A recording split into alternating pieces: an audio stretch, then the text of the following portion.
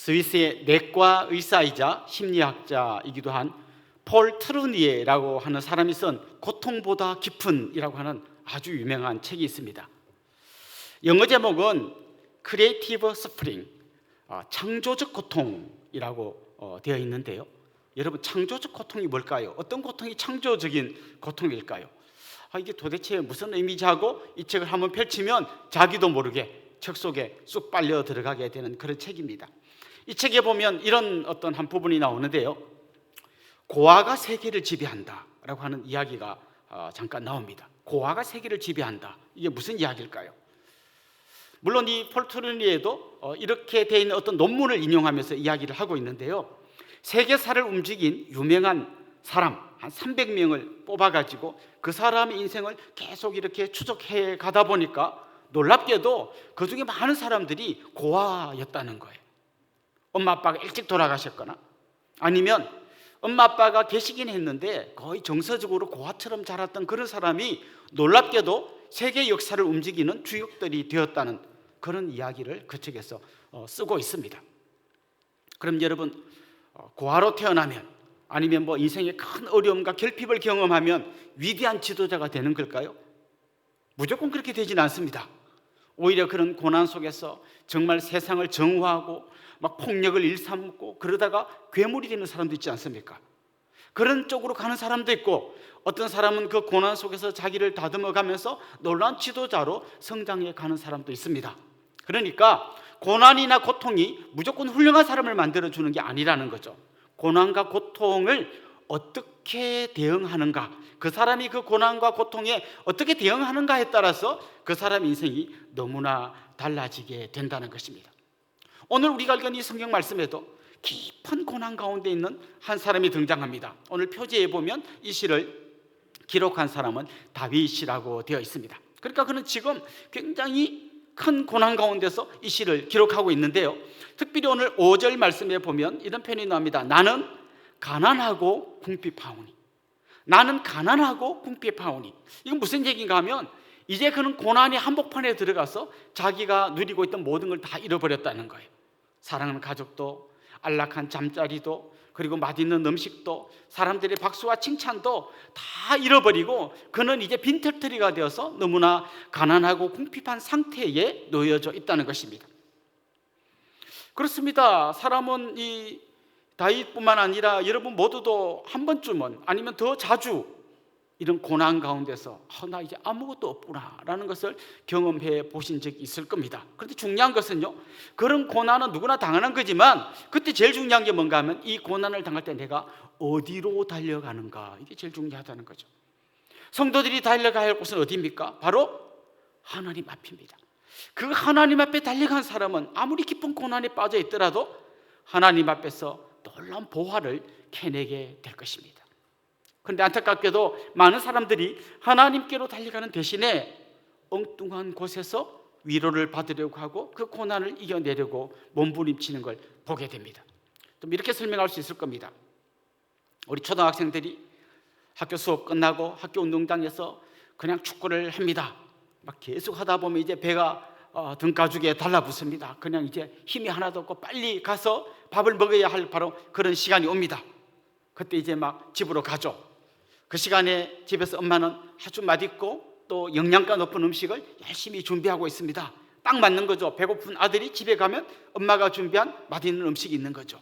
그렇게 막 나가는데 교문 앞에 그 아이를 유혹하는 것들이 쫙 있습니다. 혹시 여러분 루마표 음식이라고 들어보셨습니까? 예, 루마표. 정확하게 말하면 구루마표입니다. 아저씨들이 구루마 위에다가 불량식품을 잔뜩 올려놓고 아이들을 유혹하고 있습니다.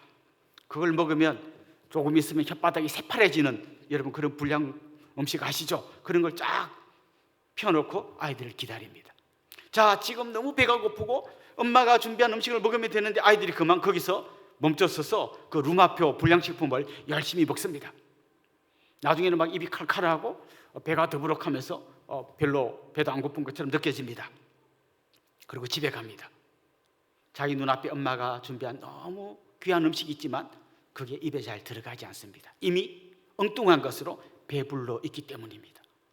성도들도 진짜 우리가 배고플 때 달려가야 할 곳은 따로 있어요. 그 하나님 앞에 가서 하나님만이 주실 수 있는 그 풍성한 은혜를 맛보고 경험하고 거기서 기뻐해야 되는데 엉뚱한 룸마표 음식 앞에서 수성거리고 있는 거예요. 여러분, 세상에 많은 사람들이 진짜 인생의 큰 문제를 만나면 정말 자기가 아무것도 없이 가난한 사람이 되었다고 느꼈을 때 주로 어디로 달려갑니까? 많은 사람들이요, 그걸 이겨내기 위해서, 그걸 극복하기 위해서 불량식품을 찾습니다. 어떤 분들은 술을 마시고, 또 어떤 분들은 조금만 뭐가 불안하고 긴장되면 담배를 손에 들게 됩니다. 그리고 누가 좀 나를 위로해 줄 수 없는가, 어디 가면 좀 내 마음을 좀 만져줄 데가 없는가 찾습니다. 옛날에 한번 아주 슬프기도 하고 웃기기도 한 웃픈 이야기를 들었는데요, 아주 연세 많으신 할아버지는 하루에 한 번씩 114에 전화를 건대. 너무 외로워가지고 전화를 걸면 거기서 이런 목소리가 들려오는 거예요. 사랑합니다 고객님, 뭘 도와드릴까요? 그 소리를 한번 듣고 싶어서 114에 전화를 거는 할아버지가 있다는 얘기를 한번 들어보았습니다. 엉뚱한 곳에서 자꾸 뭔가 자기의 그 배고픔을 해결하려고 하는 것이죠. 사랑하는 성도 여러분, 여러분 어떻습니까? 우리가 지금 건 2년 동안 제대로 예배를 드리지 못했는데도 나는 뭐 특별히 불편한 것도 없고 특별히 뭐 아쉬운 것도 없고 그렇다고 뭐 특별히 뭐 막 내가 막 교회 막 달려가고 싶은 마음도 없고, 혹시 그렇다면 한번 점검해 보아야 합니다. 나는 지금 불량식품에 배불러 있지 않은가? 그래서 진짜 내가 가난하고 궁핍한 것도 모르는 채로 살고 있지 않은가? 이렇게 한번 돌아보아야 한다는 것입니다. 오늘 우리가 읽은 이 시편의 표제에 보면 이렇게 되어 있습니다. 다윗의 시로 기념식에서 인도자를 따라 부르는 노래라고 되어 있습니다. 이 시는 다윗의 시인데 이제 이 시는 그냥 다윗 한 사람의 개인의 고백이 아니라 기념식 때 이스라엘 온 백성이 같이 부르는 노래가 되었다는 거예요. 사실 이 시는 시편 40편 13절부터 17절까지의 말씀하고 똑같습니다. 마치 그 다윗의 개인의 긴 시 중에 이 부분을 딱 발췌해가지고 시편 70편을 만든 거예요. 다윗의 원작자지만 실제로 이 노래는 온 백성들이 부르는 노래가 된 거예요. 왜냐하면 너무나 중요하고 너무나 소중한 진리를 담고 있기 때문이에요. 혹시 여러분 힘들고 어렵고 가난하고 고통스럽고 궁핍하고 나는 아무것도 아닌 생각이 들 때가 있습니까? 그렇다면 여러분, 하나님 앞으로 달려가야 됩니다. 이거를 온 백성들에게 알리기 위해서 이 시를 기념하는 시로 만들었다는 것이죠. 아마도 틀림없이 바빌론의 포로로 끌려갔던 이스라엘 백성들도 이 시편을 읽었을 것입니다. 오늘 본문에 보면 아하 하면서 조롱하는 사람들이 나옵니다. 뭐 하나님 믿는다고 하더니 뭐 잘된 게 뭐 있냐, 꼴 좋다, 니네 하나님 그렇게 대단하다면 왜 니네는 우리나라에 포로로 잡혀와 있냐, 이 바보들아, 이렇게 막 비웃는 사람들 앞에서 그들은 고통하고 있습니다. 그런데 자기들이 뭐 할 수 있는 게 아무것도 없어요. 같이 싸울 수도 없고 뭐 대들 수도 없고 어떻게 해결할 방법이 없습니다. 그런데 그때 그들은 가난한 마음으로, 궁핍한 마음으로 하나님 앞에 달려가는 겁니다.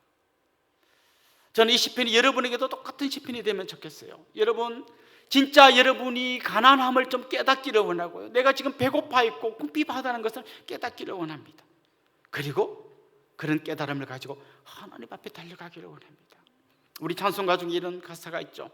천부여 의지 없어서 손 들고 옵니다. 주 나를 외면하시면 나 어디 가니까. 주님, 저는 주님 한 분밖에 없습니다. 저에게는 플랜 B가 없습니다. 주님이 저를 안 받아주면 나는 끝입니다. 그러니 주님 저를 긍휼히 여겨주시고 불쌍히 여겨주시고 저를 좀 품어주십시오. 그렇게 기도하는 우리가 되기를 소망합니다. 지금 이 시를 처음 썼을 때 다윗은 빈들에서 도망 다니고 있습니다. 그 사울의 추격을 피해서 그냥 바위 뒤에 숨어서 밤 이슬을 맞으면서 쪼그리고 자고 있습니다. 더 이상 그에게 안락함이 없습니다. 먹을 음식도 제대로 없습니다. 다윗을 향하여 박수를 치던 그 수많은 박수들도 다 사라져 버렸습니다. 그는 가장 비참한 자리에서 서 있는 것 같습니다. 그러나 우리는 이미 다윗의 생애 전부를 알고 있습니다. 알고 보면 다 지나놓고 다윗의 인생 전체를 쫙 펼쳐놓고 보면 그는 가장 비참한 삶을 살고 있는 것처럼 보이지만 그는 가장 가난한 마음으로 온 우주의 주인이신 하나님의 손을 붙들고 같이 가고 있습니다. 제대로 우리가 다윗의 생애를 본다면 그는 가장 비참한 삶을 살고 있지 않습니다.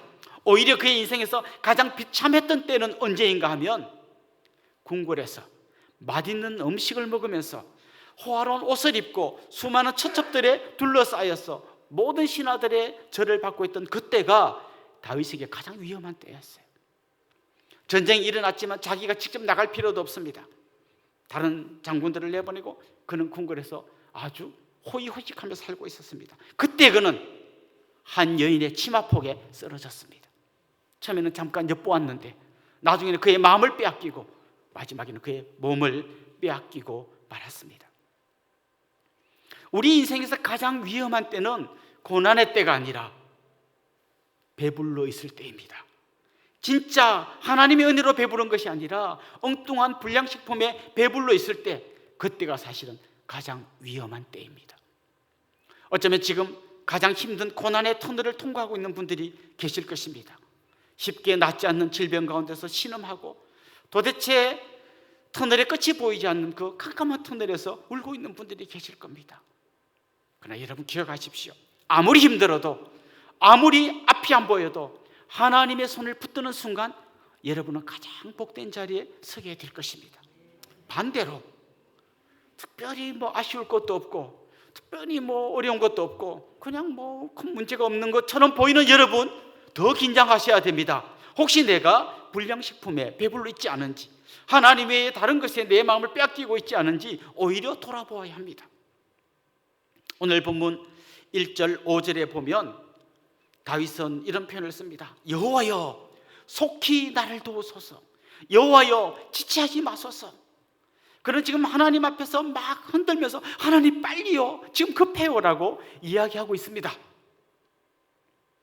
이 말은 무슨 말인가 하면 그가 지금 하나님 앞으로 달려왔다는 것을 이야기해 줍니다. 여러분, 이런 장면이 말이 됩니까? 천천히 느릿느릿 걸어와갖고 하나님 급해요 이렇게 하겠습니까? 하나님 급해요 빨리요 했다면 그는 지금 이미 하나님 앞에 죽을 힘을 다해서 달려와 있는 것입니다. 우리가 고난을 당할 때 하나님 앞에 그야말로 죽을 힘을 다해서 빨리 달려가야 하는 겁니다. 그런데 이건 저절로 되지 않습니다. 이건 저절로 되지 않습니다. 사람들은 자기의 몸에 밴 대로 그냥 습관대로 자기가 달려가던 그곳으로 달려가게 되어 있습니다. 하나님 앞으로 달려가는 것이 일종의 DNA처럼 내 몸속 모든 세포에 다 박혀 있어야 하는 겁니다. 여러분, 돌 지난 아이들 이제 좀 이렇게 그쯤 되면요, 엄마 말고도 할머니나 삼촌이나 이모가 막 까꿍하고 이리 와 하면 막 이렇게 웃으면서 그 삼촌에게도 가고 할머니한테도 갑니다. 근데 참 희한한 거는요, 그러다가 엄청 졸리면, 엄청 자기에게 막 되게 힘든 일이 생기면 그때는 삼촌 할머니 쳐다보지 않아요. 그냥 엄마만 찾습니다. 할머니가 섭섭할 만큼 막 엄마한테만 가려고 합니다. 왜 그럴까요? 그 아이가 자라면서 끊임없이 엄마와 눈빛을 주고받고 엄마의 그 사랑을 받고 엄마를 신뢰하는 게 그냥 몸에 완전히 배어 있는 거예요. 컴퓨터 작업하시는 분들은요, 자판을 잘 사용하시죠. 저도 꽤 빠른 컴퓨터 지금 속도를 갖고 있습니다.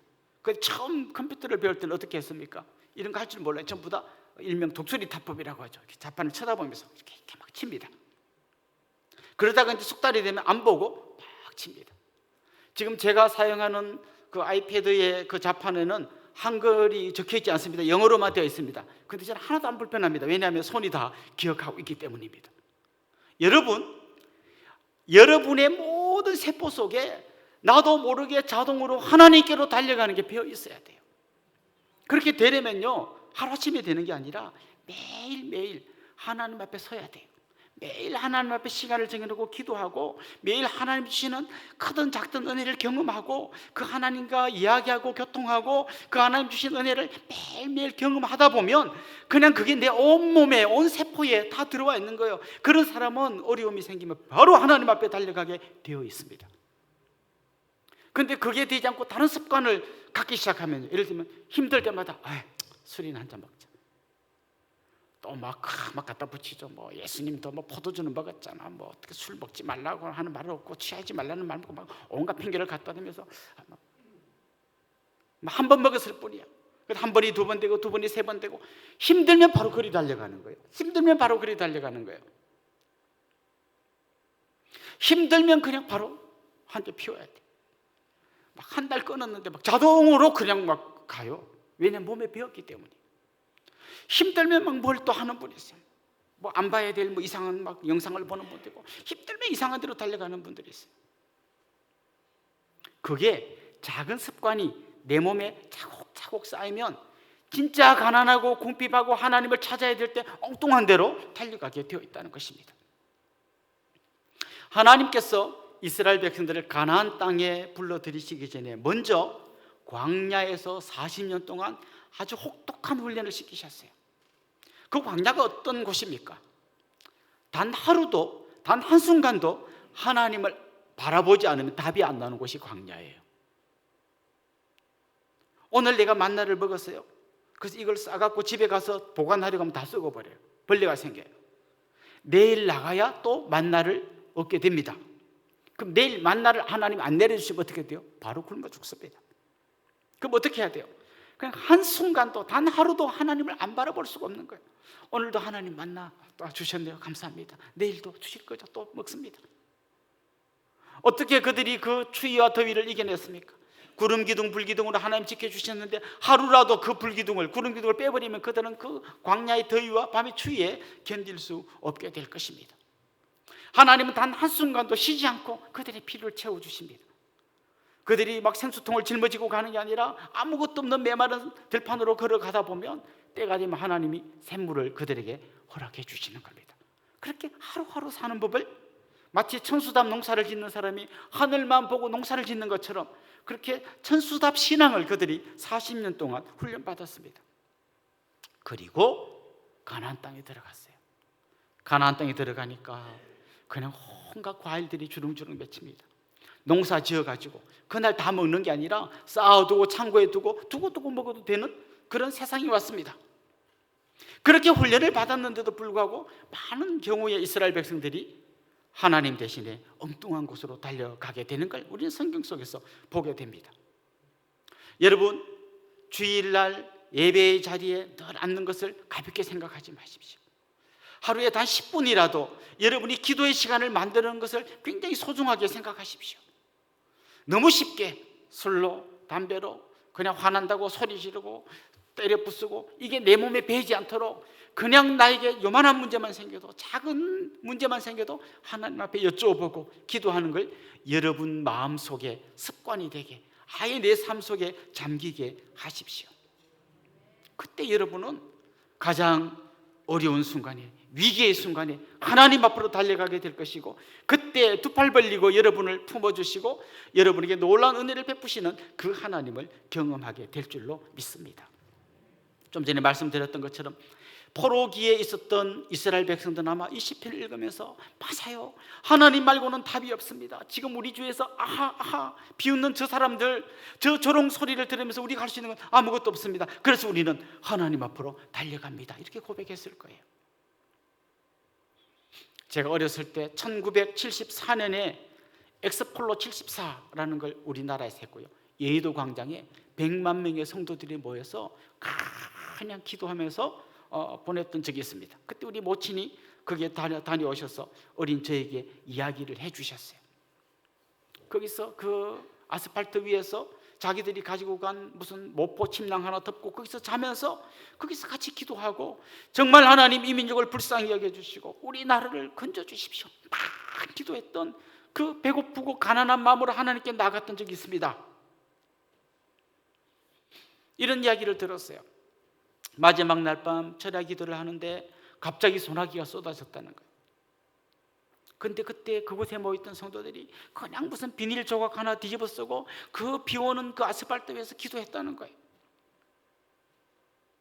근데 우리에게 그런 기도가 사라져 버렸어요. 우리에게 그런 가난함이 사라져 버렸어요. 우리 지금 너무 배불러 있어요. 하나님 앞에 그렇게 간절히 안 부르짖어도 충분히 먹고 살만해요. 하나님 앞에 그렇게 안 부르짖어도 그냥 병원 가서 치료하면 되고 뭐 필요한 거는 돈 주고 사면 되고 별로 아쉬울 게 없어요. 너무 배불러 있어요. 가난하지 않아요. 궁핍하지 않아요. 근데 진짜 문제는 바로 이거라는 거예요. 아무 문제가 없는 것 같은 지금이 가장 심각한 문제라는 것입니다. 예수님은 그렇게 산상수훈에서 말씀하셨습니다. 심령이 가난한 자는 복이 있다. 저는 여러분들이요, 엉뚱한 불량식품을 다 내려놓고 오직 하나님 한 분만 붙드는 가난한 믿음의 사람이 될 수 있기를 주님의 이름으로 축원합니다. 고난은 피할 수 없는 거예요. 예수 믿는 사람에게도 똑같이 고난이 찾아옵니다. 근데 이 고난은 절대로 사람을 그냥 그대로 두지 않습니다.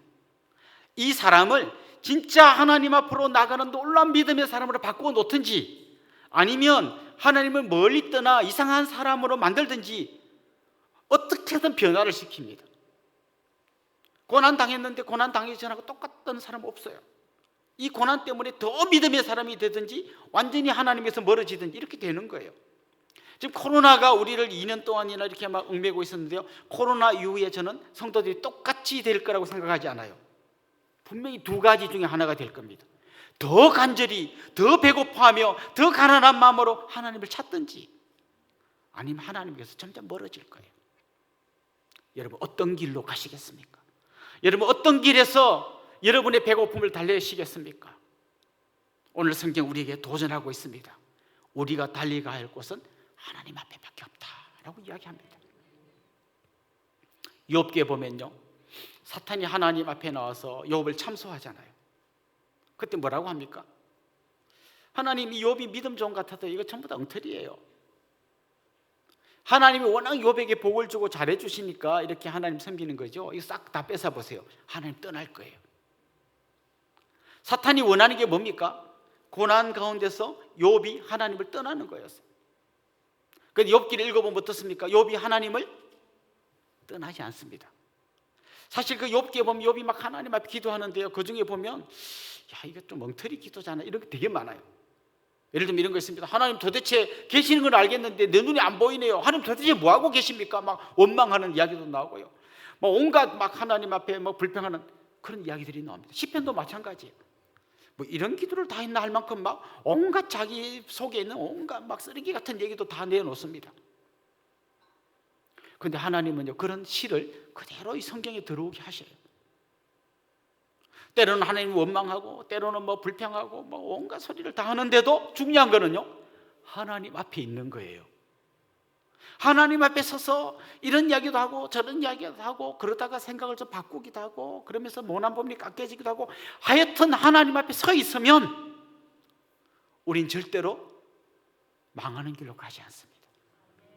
지금 여러분이 고난을 당하고 고통을 당하고 가난한 상황에서 막 헤맬 때 사탄이 다 기다리고 있는 거야. 그렇지, 얼른 떠나, 얼른 떠나. 네가 아픈데 치료도 안 해주는 하나님 뭐하러 찾아? 떠나버려. 네가 그렇게 가난해서 부르짖고 경제적인 어려움으로 부르짖는데 하나님 대답도 안 하잖아. 얼른 도망가 버려. 딴 데 가봐. 계속해서 기다리고 있는 거예요.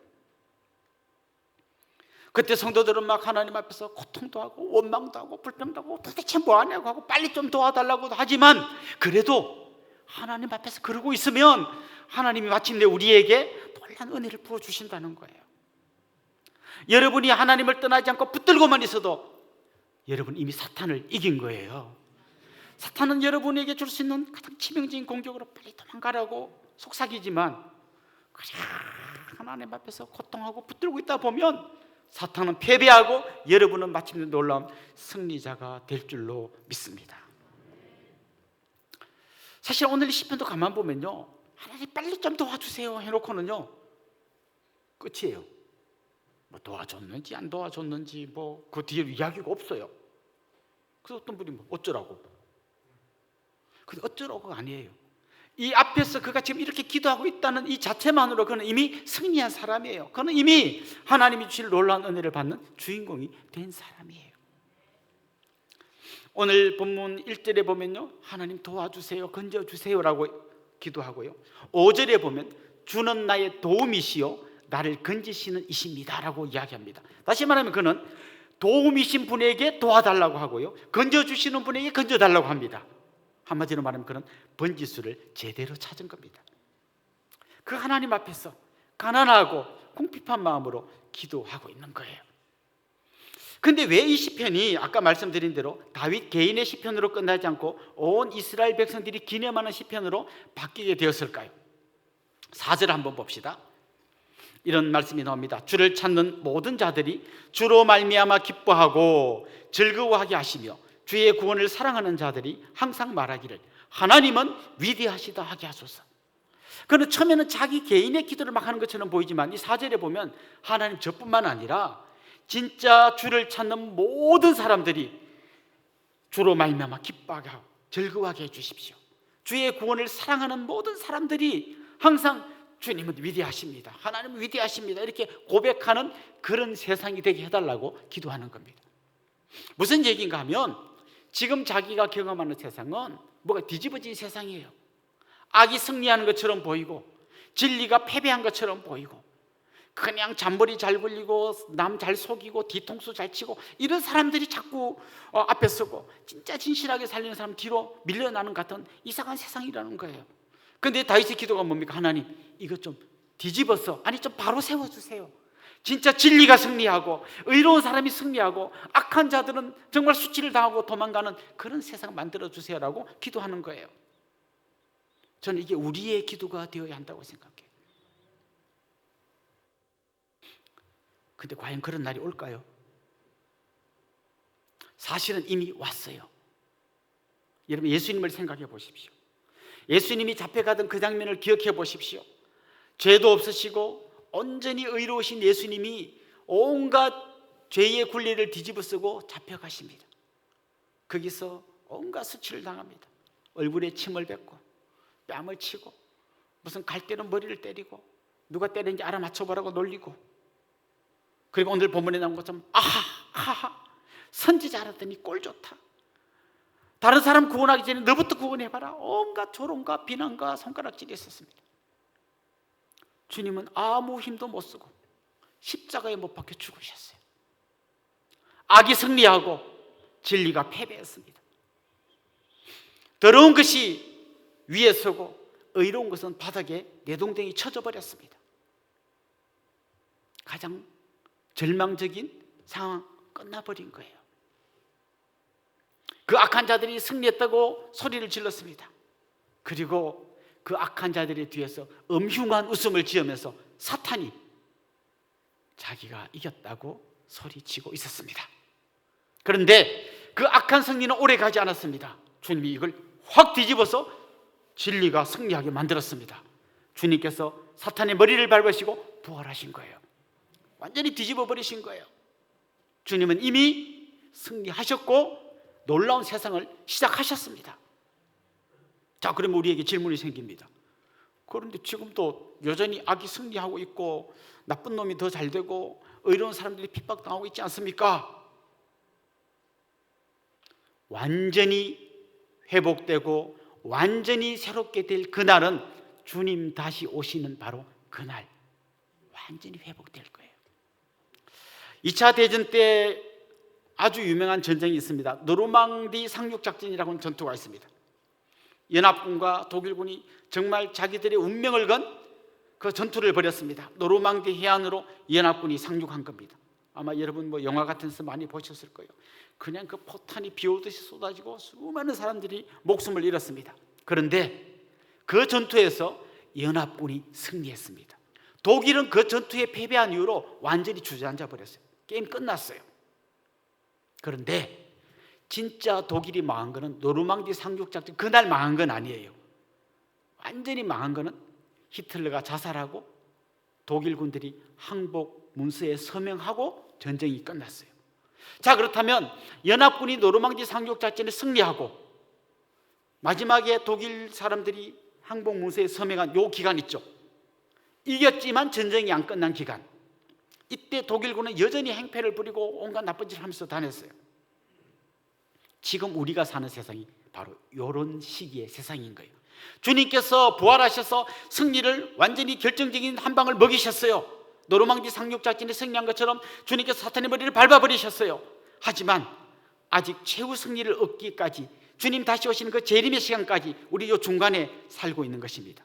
이미 승리했지만 아직 완전히 승리하지 못한 이미와 아직 사이에 우리는 살고 있는 거예요. 그래서 우리는 어떻게 살아야 되는가 하면요, 거꾸로는 이미 승리하신 2000년 전의 주님의 그 부활 승리를 현재 우리 것으로 가지고 와야 됩니다. 뿐만 아니라 미래의 주님께서 주실 완전한 승리를 우리에게로 가져와야 합니다. 그때 우리는 여전히 고난과 어려움과 가난함과 궁핍함이 우리를 막 둘러싸고 공격하고 있지만 이미 승리하신 그 주님을 붙들고 완전한 승리를 주실 그 주님을 붙들고 지금 이곳에서 미리 기쁨의 찬송을 부를 수 있는 것입니다. 사랑하는 성도 여러분, 혹시 지금 고난의 한복판에서 신음하고 계십니까? 끝이 보이지 않는 터널 속에서 절망하고 계십니까? 하나님 앞으로 가난한 마음 가지고 달려가실 수 있기를 소망합니다. 혹시 여러분 지금 아무런 어려움도 느끼지 않고 하나도 불편한 게 없이 그냥 가난한 마음이라고는 일도 없이 그냥 배부른 상태로 살고 계십니까? 그렇다면 오히려 여러분 스스로를 돌아보시기 바랍니다. 혹시 내가 불량식품에 배불러 있지는 않은지, 그리고 정말 주님 저에게 가난하고 궁핍한 마음을 회복시켜 주십시오. 그렇게 기도하는 여러분들이 될 수 있기를 주님의 이름으로 축원합니다.